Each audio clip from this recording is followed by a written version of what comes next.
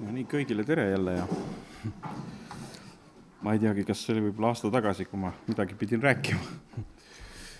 See võis olla päris ammu juba. Aga noh, aeg juba rääkida, aeg vaikida. Ja täna ma ei mõtle, kui ma selle peale mõtlesin, mida täna rääkida, siis üks päev siin nagu endale tuli siuke mõte, et proovi ükskord veel. Siuke pealkiri, proovi ükskord veel. Ma hakkasin otsima piiblis, et kas seal on keegi midagi proovinud. Ega seal eriti väga palju polegi proovitud, seal on hästi palju usukumisest räägitud, usu ikka Jumalat ja kõik ja niisugused asjad, aga proovimisi nagu väga palju ei ole. Vähem on sellest rääkida, aga me elus ju tegelikult oleme üsna inimesed ja tihtipeale ju proovime midagi. Ja see on täiesti loomulik, me olemegi inimesed, me hakkame ju elus paljusid asju proovima esimest korda, me ei ole professionaalid ja kui sa pole kunagi midagi teinud, siis mingi asi on alati esimene kord, kus sa hakkad proovima. Ja kui ma hakkan muusikat mängima, siis ma hakkan harjutama, hakkan proovima, proovin, nii kaua kui tuleb välja. Vahepeal tahaks nagu käega lüüa, ma mäletan, kui ma käisin muusikakoolis, et vahepeal tahaks käega ka lüüa, et ei tule välja, võib-olla see käik seal liiga keeruline, siis õpetaja jagab mingisuguseid tehnikaid, et kuidas ikka proovida, et see välja tuleks. Et tee aeglaselt või tee mingite hüpetega, toksi see lihtsalt klaverikaanel, võib-olla see rütm välja ja kõigepealt ja siis pärast hakka alles klaverit mängida, seal on omad võtted, kuidas nagu mingid keerulisi käike käe sisse harjutada ja sinna lihasmällu ja proovid ja nii kaua, kui tuleb välja. Iga asjaga on nii, et alustad alguses proovimisest. Eks elu ongi üks suur kool ju, mis koolis tehakse, õpitakse, proovitakse. Ja matemaatika näiteks, proovid, nii kaua, kui tuleb see vastus seal välja. Enne ei saa ju rahule jääda, kui see võrrand või asi hakkab klappima. Peab nii kaua proovima. Ja kui me käime tööl, tihti proovime, eks ju, asju, mis ei tule välja, raamatupidajad proovivad, kas tuleb bilanss välja, kas tuleb tasakaalu kõik, kas tulevad need aruanded välja. Proovimine käib, kui viga on sees, jälle otsime, jälle kammime, kus see viga on. Ja nii edasi, kui programmeerin näiteks, siis proovin seal ka nii kaua, kui tööle läheb, midagi teha ei saa, lihtsalt ei tööta enne, kui kõik on paigas. Elu on üks suur proovimine ka omakorda. Et ega me ei ole täiuslikud ja näed, et mitte ammu, kas kolmapäevases jutluses oli ka see mõte, et ära otsi endale isegi täiuslikku naist, vaid otsi pooltäiuslikku naist, et teist poolt, sest see on ju kokku täiuslik, et Jumal ju lõi Aadama pooleks ju. Kuidas sa saad ju olla see täiuslik 100%, kui juba on pooleks tehtud, et ega enne tal 1, siis sai ta 2. Et tuleb 50%-gi välja anda. Hea, kui sellegi välja annab. Ma kardan, et ei anna sedagi vahest välja. Ja nõuad naiselt 100. Jah, see ei ole loomulik. Ja eks elu ongi selline ebatäiuslik rännak ja lapsele küll algusest tundub, et kõik on nii täiuslik ja minul ka üks kõige 5. tütar on ka siis selline, tal on kõik nii ideaalne kindlasti, kui ta midagi teeb või sööb ja suu on üleni must ja riided on üleni mustad ja ma arvan, ta ise on väga rahul, et kõik on täiuslik. Ise on fantastiline on kõik. Kõik tuli super hästi välja seekord, aga pärast tuleb pesta ja seda teist ja kolmandat teha ja täiuslikkust puhastada natuke seda täiuslikkust seisundit seal. Ja ega ongi, et vahest nagu mõtlesin ka, et sünnid siia maailma ja näed, kui palju probleeme siin on, eks ju, aga oma elu ajal seda korda keegi ei tee, mitte keegi. Isegi Jeesus ei teinud seda korda ju, läks siit ära, jättis selle korralageduse ja tegelikult siia edasi. Suri ära ja tegelikult nagu siin maa peal nagu ei suuda keegi seda korda teha. Jeesus tegi seda, ta ei teinud selles mõttes ju silmnähtavalt paradiisi siia maa peale, et ta tegi oma asja ära, mis tal oli vaja teha ja ta teeb selle veel korda, aga seda ei saa lahendada siit koha pealt, tundub. Siit koha pealt ei saa seda lahendada. Nagu me näeme seda Leedu muudasse uppunud tanki, no ei saa lahendada seda kuidagi sealt koha pealt, et väga raske ikkagi, et ei tule sealt see välja, see muda seest, et midagi kõrgemat on vaja, mis tõmbaks ta sealt välja. Võib-olla mingi suur raske helikopter või midagi, mis iganes, ma ei kujuta ette. Aga ja maailm on korralagedus ja tihti on need igasugused arvamussaated ja ma ka kuulan, näiteks Objektiivi saadet, ma arvan, mõni teist on ka ikka kuulanud, seal on palju kuulajaid, kahtlustan, et ikka kuulatakse. Või oled kuulanud mingid muud arvamussaadet, mingisugust kuulnud jutlusi. Mis asi see tegelikult on, et sa paned nagu selle korra seal oma peas paika ainult. Et seal nagu oma hinges ja oma südames paned nagu asjad õigele riiulile. Muud nagu ei suudagi. Et elad ja elad, ütleme seal 80 võib-olla, mõni vähem, mõni rohkem ja tegeled lihtsalt terve elu endas sees asjade paika panemisega.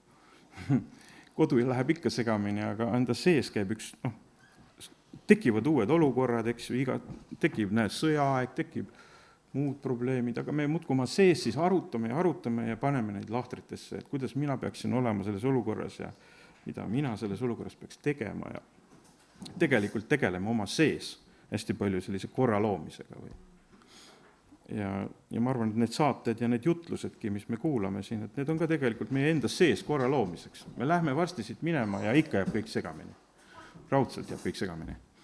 Ainult kui, midagi läheb paremaks, ja midagi natuke läheb paremaks, aga üldjoones üks teine asi jääb ikka, ideaalne ta ei ole, kogu aeg peab tööd tegema, lõputu töö tegemine, et üldse midagi paremaks läheks, see on lõputu töö.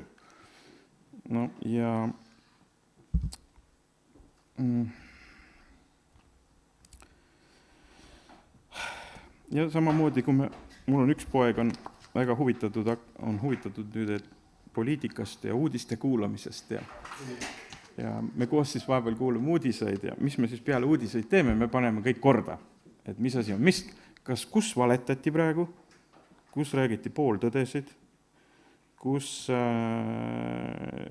lausvalet, eks ju, kus lihtsalt haibitakse mingi teema üles ja tehakse kunstlikult tähtsaks, kus on lihtsalt mingi kasvatuslik uudis, üritatakse sust teha mingisugust, kasvatada sind mingis suunas, eks ju. Et peale uudiseid nagu lahterdad selle ära, et see oli seda tüüpi uudis, see oli seda tüüpi uudis ja vahest harva lipsab mõni tõde ka, ilmateade või midagi sellist. See on ka prognoos ainult, et väga palju sealt, et väga palju käib siukest niisama huvitavat juttu ja kasvatusliku eesmärgiga, et siin natukene töödelda seal. Aga paljud asjad ja nüansid jäävad rääkimata. Ja tänu Jumalale, et tegelikult piiblis ikkagi on tõde, et see sõna tõde on ikkagi reaalselt olemas ja see on see ideaal. Ja kui me loeme piiblitega, seal ka pole ideaalsed lood. Näete, kui palju on ka siin sellist lugusid siin, mis on ka halvasti lõppenud, aga siin on ideaal, mis ikkagi toimib ja mis lõpuks vaimsed ideaalid, mis aitavad. Ja siis ma mõtlesin sõna proovimise peale, et mis siis piiblis seal sõna proovimisega välja tuleb. Veritõbine naine proovis ükskord veel. Tegelikult piibel ütleb, ta uskus lausa. See ei olnud ainult proovimine, ta tuli ikkagi tervisele teise usus järele. Aga eks ta oli proovinud ka päris palju kindlasti. Aga enne uskumist sa oled midagi proovinud ka, et see käib ka asja juurde. Et ei saa öelda, et proovimine midagi vale on. Inimene otsib ja kes otsib, see leiab. Et see käib asja juurde. Ei ole me midagi nii täiuslikud, et kohe sünnime, kõik on nii usku täis. Ei, vaata need tagasilöögid võtavad usu maha. Need igasugused läbikukkumised, igasugused asjad, mida elus tunned, et sa ei saa neid asju korda, et need käivad üle jõu. See võtab su usu maha ikka lõpuks ära. Sinna tekib ikka tõsine koorik sellist uskmatust ja sükest enesekaitset juba peale, et ma ei taha sellega tegeleda, sest ma olen kogu aeg läbi kukkunud, eks, et ma parem ei tegele sellega. Aga see ongi elu. Aga see naine nagu väga midagi tahtis, see veritõbine naine. Ja ta asus ikka tõsiselt võitlema ja ta sai oma palve vastuse ja Jeesus ütles talle, tütar, sinu usk on sind päästnud, mine rahuga ja ole terve omast vaevast. Nii et sellest proovimisest peab saama ikka usk. Sellest proovimisega taeva ei saa ikka päriselt. Aga sellest võib kasvada sulle usk välja, kui sa liigud mingis suunas. No mida veel piibel proovimisest räägib, on, et Jumal proovib meid kogu aeg. Tema küll proovib meid, see on eestikeelne sõna, et ta nagu testib või katsetab või katsub meid läbi või proovib meid. Et Jumal küll proovib meid, tema tegeleb küll meie proovimisega. Paneb meid proovile, kas ühes või teises olukorras, kuidas me vastu peame. Ja siis mul tekkiski küsimus, kui Jumal midagi proovib, kas ma ei või siis proovida? Kui Jumal kogu aeg meid proovib meiega siin. Ma võin ka siin, võtta see maailm on see koht, kus Jumal meid proovib, siin proovib ja proovib, ma ei tea, kas ta meid taevas proovib. Aga siin ta küll proovib meid. Muudkui proovib ja proovib, teeb uue proovi, üks proov saab läbi, tuleb järgmine proov, vahepeal on väike vahepaus võib-olla. Aga sa ka proovi siis midagi. See on proovimise koht, tundub, siin saab midagi proovida. Ja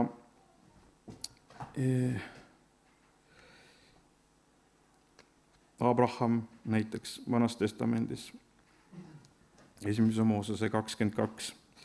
Pärast neid sündmusi pani Jumal Abrahami proovile ning ütles temale, Abraham, ja ta vastas, siin ma olen, ja ta saatis ta ohverdama oma poega. Pani ta proovile, eks ju, pani Abrahami proovile. Jumal proovis läbi Moosese Iisraeli rahvast 2. Moosese 16. Siis issand ütles Moosesele, vaata, ma lasen taevas sadada, 16.4, vaata, lasen taevas sadada teile leiba ja rahvas mingu ning kogu aeg iga päev, vaata, ma lasen taevas sadada teile leiba ja rahvas mingu ning kogugu iga päev oma osa, sest ma panen nad proovile. Kas nad käivad minu seaduse järgi või mitte. Jumal paneb sellise meetodiga rahvast kõrbes proovile. Ja Jumal muudkui proovis Iisraelit. Ja tuleta meelde kogu teekonda, mida issand su Jumal sind on lasknud käia need 40 aastat kõrbes, et sind alandada, et sind proovile panna, et teada saada, mis on su südames, kas sa pead tema käske või mitte. Ja nii et piiblis on näha, kuidas Jumal paneb proovile. Paulus räägib ka,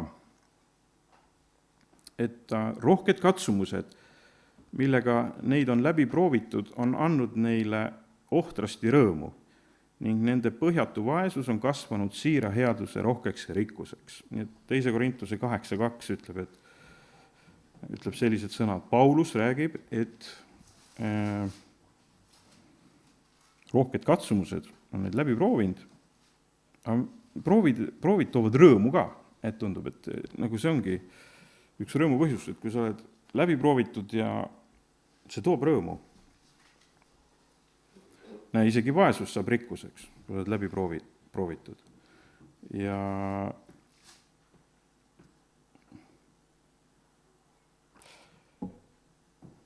Jumal proovib meid ja kui me proovid läbi, me saame rõõmu. Ja kui me ise ka midagi elus proovime ja kui see õnnestub lõpuks, me saame ka rõõmu. Ja näiteks mul naine proovis, et ta läheb siis nüüd reisile, ta pole ammu käinud. Proovis ja käis ära, pidime natuke julgustama ka, et ikka läheks. Aga tagasi tuli rõõmsana. Rõõm on ka, kui sa paned ennast proovile, sul tagasi tulles on rõõm. Et ei ole nii, et oled kurb, et sa selle proovi ette võtsid. Tuleb rõõm. Et kuidagi see proov ja rõõm on ka kaks niisugust, tundub, et omavahel sellist seotud asja, et tuleb rõõm, kui midagi uut proovid. Ja on ikka rõõm, kui sa midagi alistad, mingi valdkonna, mida sa pole varem teinud ja siis sa proovid ja sul hakkab see kuidagi välja tulla, on ju rõõm. Igal juhul on rõõm. Et midagi ei tee, läheb igavaks, ütleme nii. Ja kui minu ellu on tulnud ka selliseid niisuguseid kui minu ellu on tekkinud kas vastaseid või ma olen tundnud, et vaenlane, kas vaenlane, aga lihtsalt, et mingid inimesed mind ründavad või midagi sellist, siis tegelikult see alati on ka nagu innustanud, et aga midagi vist nüüd hääd sünnib ka. Et kui juba selline surve on ja selline proov käib, et pärast seda tõenäoliselt mingi õnnistus on selle taga ikkagi, et ei ole lihtsalt niisama see asi ja see tegelikult on hästi kinnitus ja siis sa saad nagu oma usku läbi proovida. Et kui sulle tullakse kallale või hakatakse õiendama või öeldakse tavaliselt sõnadega või mingid, et kas sa ikka pead nii või naa tegema või, siis tegelikult sa paned kohe sellega oma enda usuproovile ja sa tegelikult treenid oma usku ja Jumal julgustab sind ja sa pead nagu suutma siis ise hakata nagu otsustama, midagi tegema. Paneb omamoodi vere käima, annab sulle elujõudu ja kui sul on mingi eesmärk võib-olla, mida sa tahad teha. No mina olen natuke noorem inimene ja võib-olla jah, et natuke, ma olen ka üsna vana juba, ma juba hakkan 40 ja peale, aga siis ikka veel midagi proovid, eks ju. Proovige ka, võib-olla kui ma olen teie vanuses, ikka tahan proovida, ärge nüüd arvake, et te vanad olete. Terve elu proovime midagi. Võib-olla rõõmu peab rohkem olema, siis tuleb midagi proovida ka, see on ka üks osa elust. Aga ma pean peeglisse vaatama, et ega ma nii noor enam ei olegi. Lapsed kütavad, et hallid juuksed juba tulevad ja elu läheb, elukene veereb.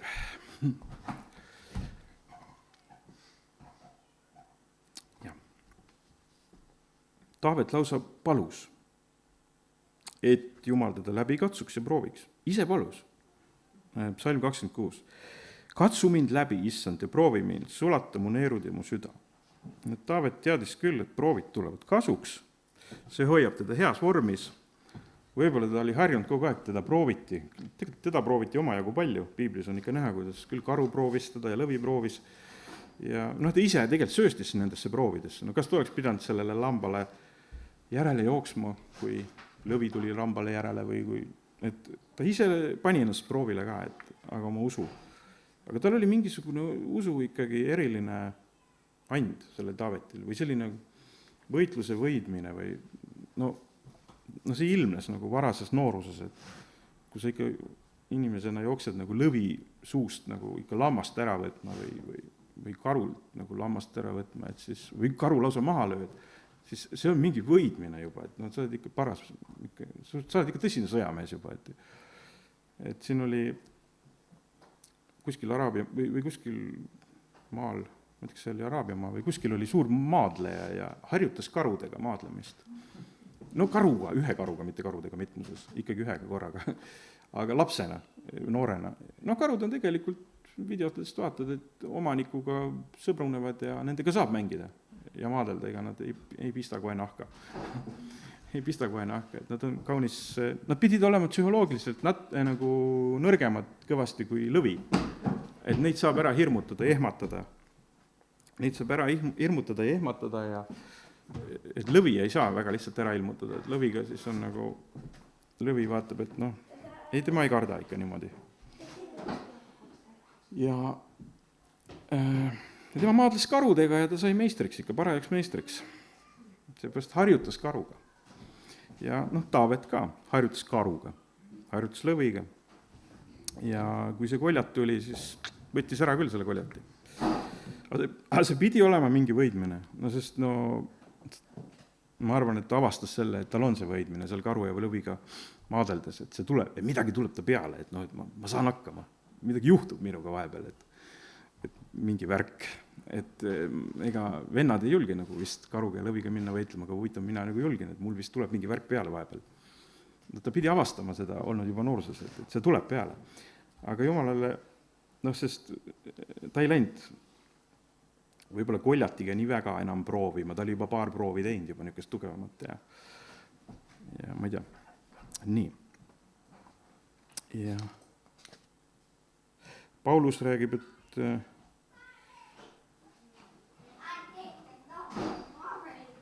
ma ei ütle seda käsuna, vaid proovides teiste innukuse varal ka teie armastuse ehtsust. Sellest salmist ma päris aru ei saanud, aga proovid käivad. proovid käivad, et Paulus räägib ka palju proovimisest, et meie usu proovimisest ja usu proovimistest just. Katsuge endid läbi, kas te olete usus, pange end proovile või te ei tunne ennast, et Jeesus Kristus on teie sees. Ahah, näed, vaata, kuidas on, et kui sa ennast proovile ei pane, sa ei saagi aru, et sul on Jeesus sees. Et eks see Taavet pani ka ennast nagu seal karuga proovile, siis sai aru, et Jeesus on sees. Ja kui ei, siis te olete ju kõlbmatud. See on 2. Korintuse 13.5. Ja nii, et kui Jumal proovib meid, siis me võime ka midagi proovida. Ma natuke jõudsin sellisele järeldusele, et võid ka midagi proovida. Aga meil on muidugi alati igasugu õpetusi ja vabandusi, kuidas me ei taha midagi teha, eks ju. Ma mäletan üks lugu oli, ma läksime kuhugi reisile mingi kooriga, usklikud olid ja ühe kooriga ja siis keegi jäi vist bussi hiljaks. Vist oli selline lugu ja ta ei saanudki kaasa. Ja siis üks vanem vend ütleb, et ju siis pidigi nii minema. No ma jäin mõtlema selle lause peale, kui ta seal nii pühalikult ja tõdemusega seda ütles, nii või kuidagi, et ju siis nii pidigi minema. No jaa, aga võib-olla kõlas pühalt, ütleme, ma jäin nagu mõtlema, et see kõlas jube pühalt praegu, aga ma ise kujutasin ette, kuidas see inimene oli kaua võib-olla öösel üleval ja magas lihtsalt sisse. Eks siis lähebki nii, kui ei lähe õigel ajal magama ja äratuskella ei pane, siis lähebki nii, ju siis pidigi nii minema. Et me kristlastena ka kindlasti oskame püha juttu ajada ja välja vabandada, miks me midagi ei tee ja miks me midagi ei taha, me ei tohigi midagi tahta, me ei tohi midagi tahta. Me ainult, ära sa midagi taha, eks ju. No ma ei tea, Jumalal on ka suur tahtmine, oled sa märganud, et sinu riik tulgu, sinu tahtmine sündigu. No, mul ei ole mingit tahtmist, ei. No meil on ka sisse pandud ikka teatud tahtmised ja Jumal teab ka neid tahtmiseid ja selles mõttes, näed, kui sa midagi ütled nii pühalt, siis ma ei tea, ma jään küll kahtlema, et kas ikka pidi nii minema. Lihtsalt on nii, et kui sa midagi teed, siis see tulemus tuleb, mida sa teed. Et nii lähebki, see füüsika toimib ja asjad lihtsalt siin maa peal toimivad. Kui sa nagu näiteks ma hakkasin mõtlema, kui sa sõidad 3 tundi autoga, sa jõuad sõita 250 kilomeetrit. Aga kui sa sõidad 3 tundi lennukiga, siis jõuad vist sõita ära, ma ei tea, paar tuhat kilomeetrit, võib-olla rohkem. Võib-olla 3000, isegi rohkem, 3000. Jah. Et lihtsalt, et kuhu sõiduvahendisse me sisse istume, mõlemas läheb 3 tundi. Mõlemas seda, mida me teeme, see tulemus ju tuleb, et kui sa autosse lähed, no tuleb see tulemus, lennukisse tuleb teine tulemus. Ja siis ma hakkasin huvi pärast võrdlema, et palju lennuk võtab kütust ühe inimese kohta, kui võrrelda seda nüüd autos ühe inimese kohta sõitmisega. Ja ma võtsin näiteks Londoni, et kui sõita nüüd, ma ei tea, kas Eestist või kust, kui sõita Riiast Londoni, et palju see võtaks, kui ma sõidan autoga või palju see võtaks, kui ma sõidan lennukiga. Lennukiga, ma panin, et autos on 3 inimest, sest olgem ausad, sa ei taha sõita 5 väikses autos Londonisse niimoodi päris mitu päeva ja see on ikka päris suur kannatus, eks ju. Et 3 inimest panin ja lennuk võtab siis selle 3 tunniga sõites umbes, ma võtsin näiteks Airbus A320, sõidab 43 liitrit inimese kohta ära. Nii. Tegelikult väga palju üle, aga ikka omajagu. Ja autos sõidab ära ühe inimese kohta, kui 3 inimest on autos, siis 34,6 liitrit. 9 liitrit vähem. Aga milline kannatus, eks ju, autoga sõita? Ja kui sa paned autosse veel rohkem inimesi, siis läheb juba võrdsemaks. Kui sa paned, ütleme, autosse seal 4 inimest, siis on praktiliselt võrdne juba. Et sa sõidad lennukiga 3 tundi või sa sõidad autoga mitu päeva sinna Londoni, eks ju, 2 vist. Ja kütuse kogus on sama ühe inimese kohta. Ja aga jah, keegi ei suuda ju sõita autoga seda, et ta midagi veel ei söö seal, et noh, kuule, isegi lennukis tuleb odavam süüa, kui sa lähed autoga Londoni, sest lennukis ka pakutakse kallist sööki, eks ju, see on ka odavam, kui sa sõidad mitu päeva, teed mitu pausi ja võtad muudkui kallist sööki siit ja sealt ja see eelarve läheb päris suureks ja siis tõenäoliselt pead veel hotelle ka võtma rohkem ja igati, ütleme niimoodi, lennuk ikka hulka tõhusam sõiduriist kui auto ja võtab tegelikult ühe inimese kohta võrdlemisi vähe kütust, kui pikka otsa teha. Ta on ikka pikamaa sõiduriist, ta ei ole lühiotsa sõiduriistakene. Ja nii et lihtsalt erinevad tulemused, mida me teeme, et kui me lähme autoga või lennukiga, väga erinev tulemus tuleb ja sellepärast ongi, et vaata oma sõpru, kellega sa sõbrustad, tuleb erinev tulemus, vaata, keda sa kuulad, tuleb erinev tulemus, vaata nagu, mida sa teed, ühte või teist asja, tuleb lihtsalt erinev tulemus. Ega sa ei pea tegema elus midagi erilist, ega keegi käse lihtsalt ka olla, aga kui sa tahad midagi teha, siis sa pead küll väga vaatama, mida sa teed. Et sul tuleks hea tulemus. Ja ma kuulasin mitte ammu ühte vene õigeusu preestrit ja praegu üldse Venemaa asju olen kuulanud. Ma olen väga palju vene keeles hakanud kuulama asju, ma ei kuula, ma kuulan, mis seal toimub Venemaal, ütleme niimoodi, et see sõja asi nagu äratas huvi üles, see on siis 3 aastat tagasi, kui see sõda algas. Mind äratas huvi venelaste vastu, kes nad on siuksed ikkagi ja mis nad mõtlevad, mida nad taotlevad, natuke ennast kurssi viia, sest ikkagi juba sõda käib, et nagu asi on ikka päris tuliseks läinud ja hakkasin kuulama ja nüüd ma kuulan väga palju vene keeles asju. Ja vahepeal satun näiteks ka preestritele olen peale sattunud seal ja väga toredad preestrid tegelikult. See on huvitav, et Venemaal nagu, kuna nende koguduses mingeid liikmeid ei loeta väga, et seal ei ole niimoodi, et sul on mingi koguduse liikmed ja mingid, et väike kitsas ringikene ja siis nad ei tee vist niisugused, nagu meie siin aastaaruanded, et loeme, palju meil liikmeid on iga aasta ja üks tuli juurde, üks läks maha. Või sellist me ei tee, eks. Aga nad loevad, et kõik, kes sinna ruumi tulevad, need ongi kogudus. Ja sellega tekib olukord, kus peaaegu terve Venemaa on nagu kogudus. Tekib olukord. See kõik ongi nagu kogudus. Et ei ole niimoodi, et sul on mingi piir vahel, et siin on mingi liige. Aga ja siis ta nagu, see tekitab olukorras, kus preester räägib ja pöördub kõigi rahva poole erinevalt mitte mingi koguduse poole, vaid ta võtab nagu, et terve see rahvas ongi see kogudus, nad ju käivadki kirikus. Ja siis ta õpetab tervet seda rahvast. Tegelikult see on suur õnnistus, kui keegi õpetaks tervet rahvast.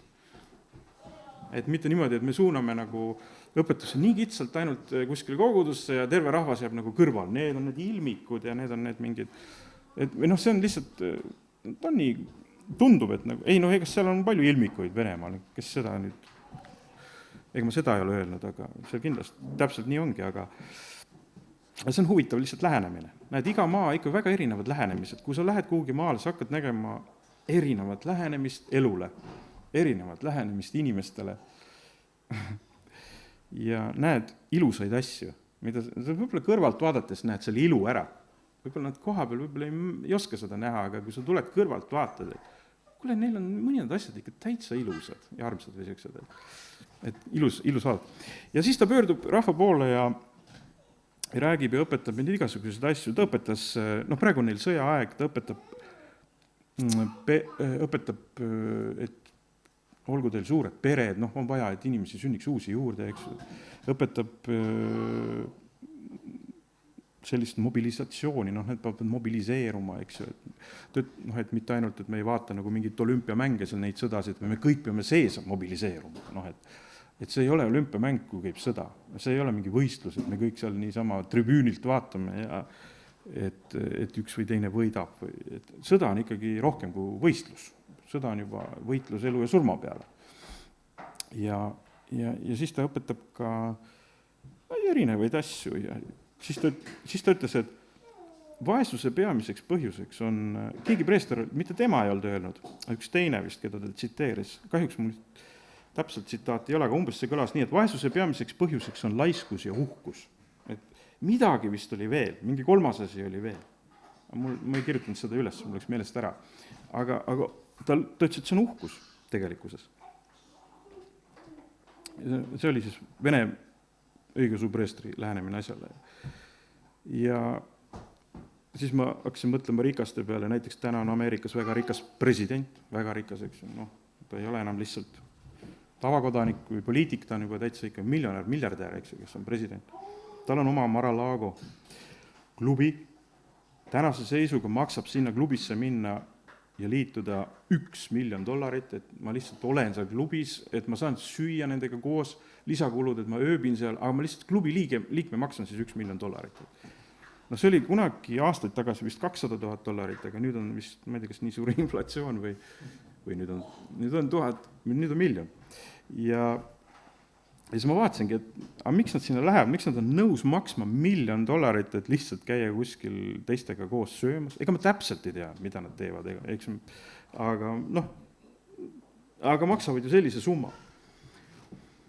Mida nad selle eest siis ikka nii väga saavad, eks ju, et nüüd.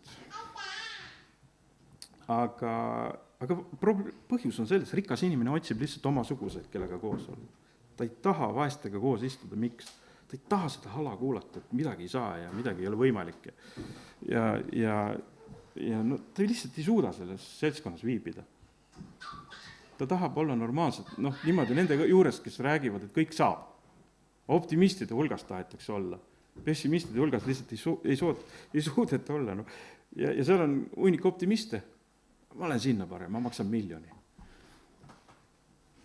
Ja nii ongi. Ja siis lähebki hästi. Ja siis sa lähed seal ja oled optimistidega ja keda kuulad, selle tulemuse saad. Mine küsi kellegi vaese käest, et mida teha. Annab sulle head nõu. Ja nii saabki. Täpselt. On elu, selline. Ja seda tuleb väga valvata, keda ma kuulan. Seepärast, et selles on, nagu Piibel ütleb, elu ja surm on keele võimuses ja mõned asjad on väga, väga võimuses. Sa pead ise valvama. Ja mõni ütleb, et pessimist on hästi informeeritud optimist. Et pessimistiks muudud siis, kui sa liiga palju tead. Siis oled pessimist valmis. Nii et ega parem on, kui kõike ei tea. Oled vähe optimistlikum. Ja. Aga jah. Ma vahest käin Võru saunas, linnasaunas, saun lihtsalt meeldib. Leil meeldib, kellel meeldib leil? Leil. Leilimees on magama jäänud seal. Okei, las magab. Hea leil oli äkki eile. Aga see on huvitav nähtus. Et sinna tullakse erinevat moodi. Mõni tuleb Porschega mõni tuleb Škodaga, mina näiteks. Ja ma ei tea, teised tulevad ka mingisuguste pannidega võib-olla. Aga mõni tuleb Mersuga, mõni Porschega. Aga siis me võtame kõik riidist lahti ja meil on hea olla. Läheme lavale ja keegi ei tea, et mis seisus sul on või.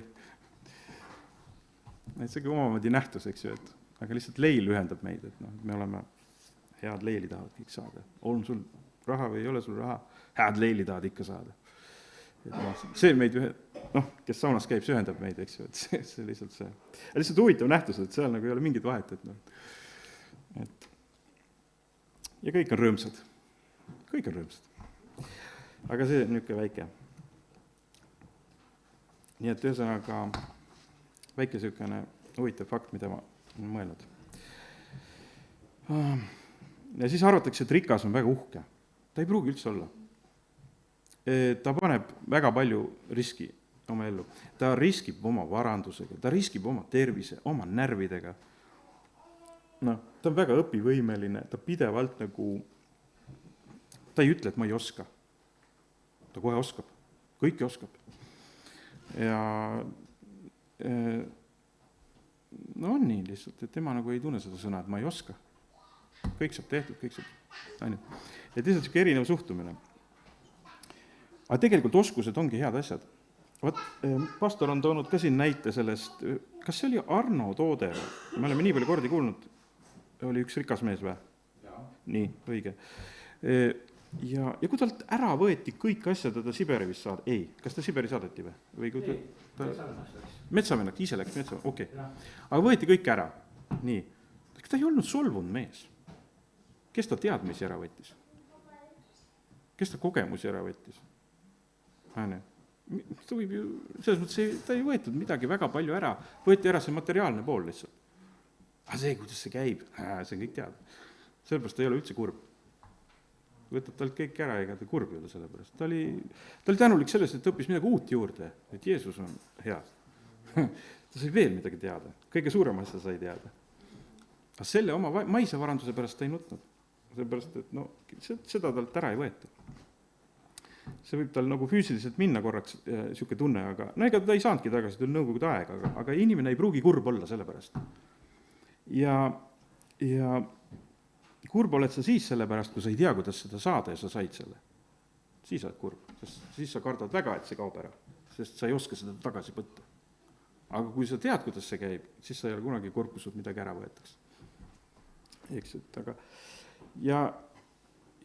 aga niisugused Arno toodet on hästi palju räägitud ja ma olen, juba isegi nimi on meelde jäänud. Ja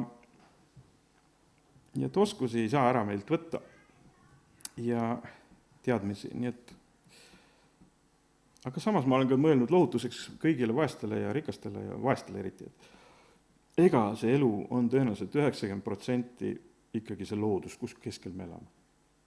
See, mida me hingame täna, see siuke, et sul on ihu antud, see on kõigil tasuta, eks ju, sa pead lihtsalt hoidma seda. Et ega see rikkus ei ole tegelikult muud kui natukene midagi seal otsas. Et see enamus naudingud on kõik tasuta. Enamus naudingud, mida inimene naudib, on kõik tasuta. Nii et see, et sul on, me elame ilusas looduslikus Võrumaas näiteks, mine metsa jalutama või kuskile, kuule, kõik on tasuta. Et ei ole niimoodi, et rikastel on õhku ja vaestel pannakse hapnik kinni või rikastel on, toidulaud on jah erinev, aga kõht on ikka sama suur, eks, ja nii edasi. Võib-olla suurtes linnades on kehva elada, kui et ei ole loodust, on liiga tehislik ja seal nagu hakkab rohkem tunda andma, kas sul on midagi või ei ole. Aga kui sa lähed loodusesse elama, elad väga maalähedast elu, kõik on väga hästi, päike tuleb välja, sa oled rõõmus. Eks ju, super, nii. Aga siis see preester rääkis veel, et suur rikkus on perekond ja lapsed. Või see on vajalik. Aga tegelikult pere on üks suur võitlus ka. Et kellel ei ole lapsi, ta saab alati lapsendada, näiteks, et Kirsika õde, üks noorem õde, tema on võtnud endale vist selle, nagu võtab kellegi vast sündinud beebisid hoida. Ja tal on endal ka 2 last, aga ta võtab lisaks kellegi niisuguse, ütleme, inimese siis hooldab teda, aitab, sest emal on probleemid. Ta on nagu pakkunud ennast kuskil seal asutustes välja, et kus seda saab nii ja parasjagu tööd on ikka sellega, et laps võib olla haige, laps võib olla, ütleme, seda teist ja 3. probleemi, aga nad juba teise lapse on võtnud niimoodi, üsna väiksest peast. Et kellel, kuidas keegi tunneb, et alati võib, kellel tundub, et on vähe lapsi, sa saad veel juurde võtta, sa saad ikka kedagi õnnelikuks teha. Ja see on õnn, kui kedagi aitad ikka, et sulle ise saad ka rõõmsaks. Näed vaeva, ja see on väga selles mõttes suur töö ja issand hindab seda tööd ka. Kui sul on suur pere ja see on tegelikult võitlus, see on lõputu töö tegemine, suur pere. Lõputu koristamine, lõputu hoolitsemine, lõputu söögi tegemine, lõputu rahapuudus. Kõik tahavad midagi, kõik. Sa võtad selle tegelikult selle väljakutse vastu, et sa panedki seda võitlust nagu issand ees, ta hindab seda. Sa võtad kõik need lõputud väljakutsed välja. Et see perekond on tegelikult üks lõputu töö tegemine. Eks ju? Eks see kiriku töö on ka vist, koguduse töö on ka üks lõputu töö tegemine. Albert, kuule, mine emme juurde nüüd. Albert, mine emme juurde. Sinna pool. Nii. Ja on rahvaid, kes väga palju sünnitavad uusi lapsi ja on näiteks, või kuidas ma ütlen ilusamini, taastoodavad rahvastikku või kellel on suured pered. Näiteks nüüd Võrus käis külas India saadik ja tuleb välja, et India ikkagi peab ennast maailma kõige suuremaks rahvaks, neil vist on, India saadik väitis, et neil on ikkagi rohkem kui Hiinas. Ja ametlikult ongi juba, lihtsalt see ei ole jõudnud minuni, väga hea. Ja selles suhtes on veel teisigi Pakistanis või kuskil sünnib, mine emme juurde. Pakistanis sünnib võib-olla 1 miljon inimest juurde aastas. Ja minu pere võtab asja üle. Albert, mine nüüd emme juurde. Nii. Ja et rahvast sünnib ja tegelikult on suur õnnistus. Indias pidi olema väga palju noori ja see tähendab ka seda, et hakkab jälle hästi palju lapsi sündima, sest noored ju on selles eas, kus sünnib. Nii et vot need on rahvad, kes on tulevikurahvas, kes võtab maailma ju tegelikult üle.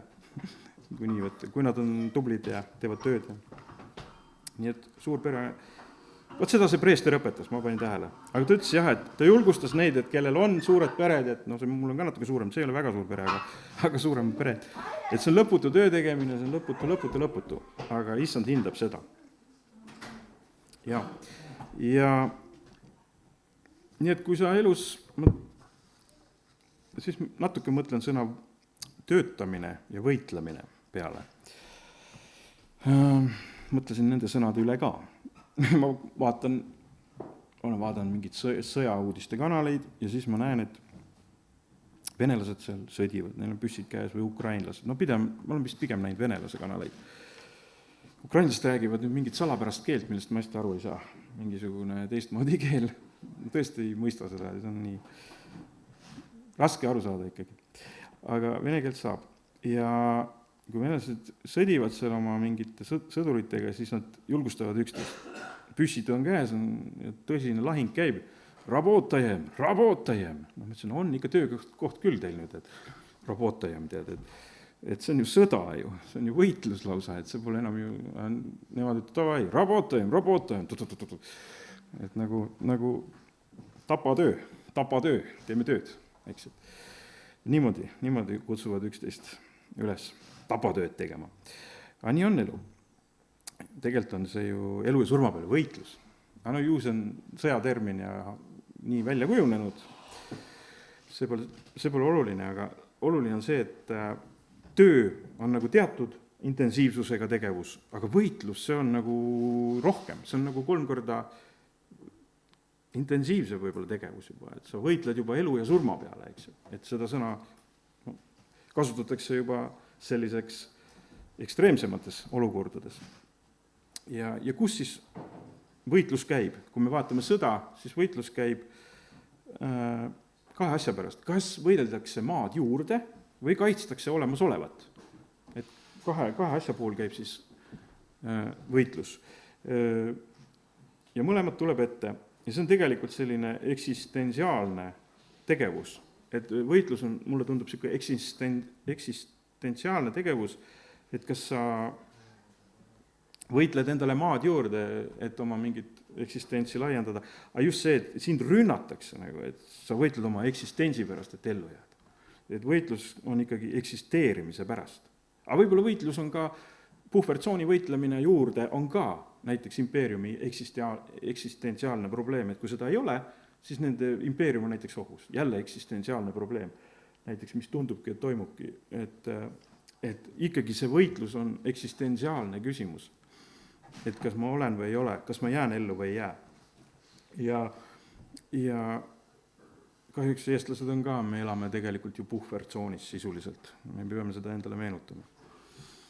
Me elame impeeriumite puhvertsoonis. Ja selles mõttes võitlus on ka sõna, mida Piiblis palju kasutatakse ja ka Uues Testamendis ma vaatasin, et Paulus kutsub meid võitlema. näiteks, et Rooma 15, et ma kutsun teid üles, vennad, meie issanda Jeesuse Kristuse läbi, võitlema koos minuga palvetes. Nii et Paulus räägib palves võitlemisest, siis ta räägib usuvõitlusest. Selle korralduse ma annan sulle, see on Timoteusele 1.18. Mu poeg Timoteus, varasemate sinu kohta käivate ennustuste põhjal, et sa nende toel võitleksid head usuvõitlust. Nii et usuvõitlus. Need mõlemad, võitlus on hea asi tegelikult, vaata, võitlus toobki mingisuguse läbimurde, mingisuguse rahu, võitlus paneb väga palju korda kuidagi. No näiteks, kui sa jääd haigeks või sul mõni laps jääb haigeks, no sa hakkad juba täitsa võitlema, et ta saaks terveks, eks. No, võitlus on ikkagi selline väga intensiivne. Või tekib mingisugune majanduslik probleem, sa üritad välja võidelda, inimene võtab kätte, võitleb, eks ju, või tekib mingi muu probleem. Ja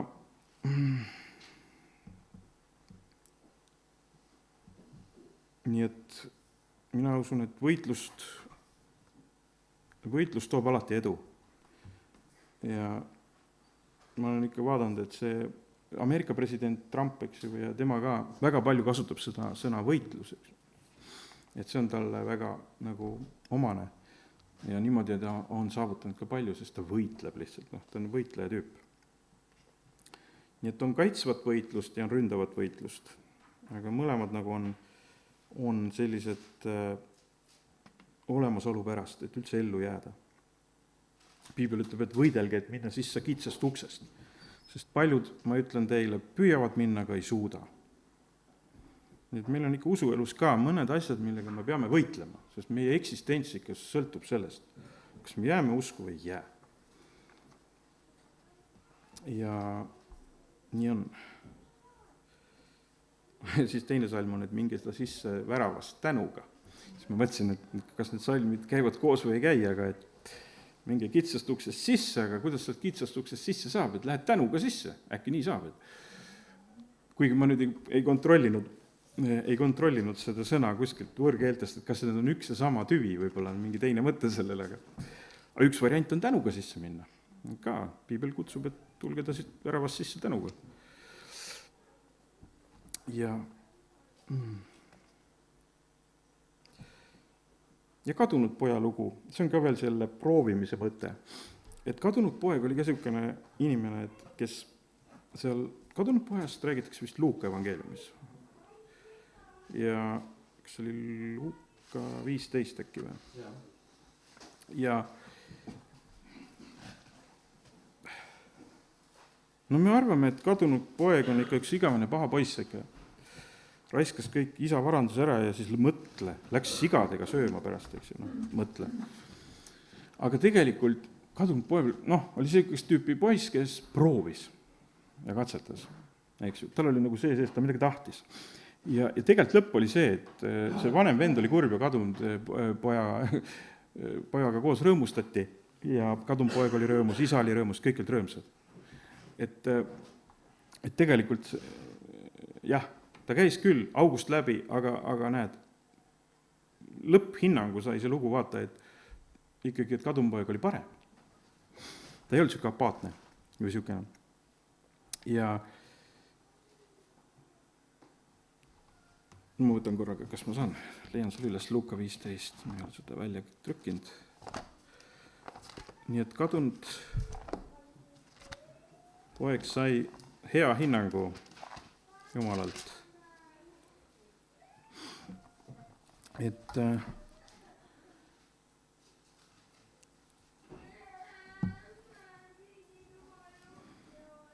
näed, siis on kirjas, et sest ta ütles temale, sinu vend on tulnud su isa ja su isa on tapnud nuumpasika, sest ta on saanud tema tagasi täie tervises. Ent tema vihastas ega tahtnud sisse minna. Siis tuli isa õue ja palustada. Temaga vastas isale, vaata, nii palju aastaid olen ma sind orjanud, ega ole kunagi astunud üle sinu käsust. Ent sina ei ole mulle kunagi andnud üht sikkugi, et ma oleksin võinud rõõmsasti pidutseda oma sõpradega. Aga kui see su poeg, kes su vara on hooradega nahka pannud, tuli tagasi, siis sa tapsid temale nuumpasika isa ütles talle, poeg, sina oled alati minu juures ja kõik, mis on minu, on sinu oma. Nüüd aga oli tarvis pidutseda ja rõõmutseda, sest see su vend oli surnud ja on jälle saanud elavaks ning oli kadunud ja on leitud. Nii et tegelikult oli suur rõõm ikkagi selle kadunud poja poolel ka, kes käis ja proovis ja katsetas, aga tegelikult rõõmu ta sinna majja tõi. Tõi isale rõõmu ja tõi endale rõõmu ja pidu käis. Ja kõik huvitav, et asjade kadumine ja leidmine teeb palju rõõmu. Siin samas kirjas on tähendamissõnaga kadunud lambast ja kadunud rahast, eks ju, mida Jeesus räägib. Nende lugude puhul on ikkagi see, et suur rõõm tuleb, kui midagi üles leiad. Et tegelikult, kui sa midagi otsid ja sa seda leiad, sul tuleb suur rõõm. Et ära karda otsida. Et sul on rohkem rõõmu sellest ühest lambast kui sellest 99, kes on, aine. Nii et ütleme, otsimine toob rõõmu ja proovimine ja ma kuulsingi, nagu meid on ka räägitud, et need, kes käivad taevas, et nad on rääkinud, et inimesed, kui nad kohtuvad seal üksteisega, et siis nende kogemused, mida nad on läbi elanud maa peal, et need on väga olulised ja neid loetakse ja need on sellised asjad, mis kui sa oled maa peal midagi kogenud ja läbi elanud, siis sa oled nagu õnnis taevas. Jah, et selle jutluse mõte oli, et proovi ükskord veel. Ja ma arvan, et see ongi kõik, et ega ma pikemalt vist ei hakkagi rääkima. Ja pastor palus mul midagi rääkida. Ja midagi sai räägitud. Aga tõuseme ja valetame. Ja tänu sulle, Jeesus, et sa oled ka olnud ja aidanud meid täna ja me palume, et meie elud oleksid sinu käes ja me palume, et me oskaksime elada ka inimestena ja oskaksime proovida asju, sellest võiks tulla usk ja sellest võiks tulla võit ja tänu sulle, et sa piiblis julgustad ka meid asju proovima, asju uskuma ja võitma. Amen. Amen.